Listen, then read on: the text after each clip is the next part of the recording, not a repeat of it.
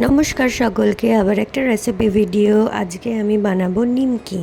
So আমি ময়দা নিয়ে নিয়েছি, কালো জিরে, নুন, মিষ্টি আর একটু জোয়ান আর একটু তেল দিয়ে ময়দাটাকে মাখবো।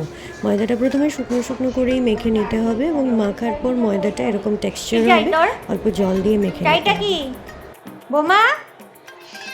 হ্যাঁ, ডাকছি। তেল হয়ে গেছে গরম, so let's begin the process. এটা ময়ন দিয়ে মাখা ময়দা বলে বেশ তেল তেলে লাগছে দেখতে।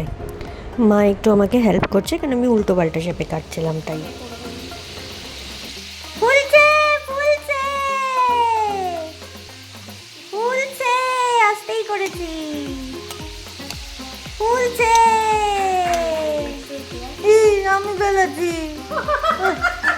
আমি আমি মেখেছি।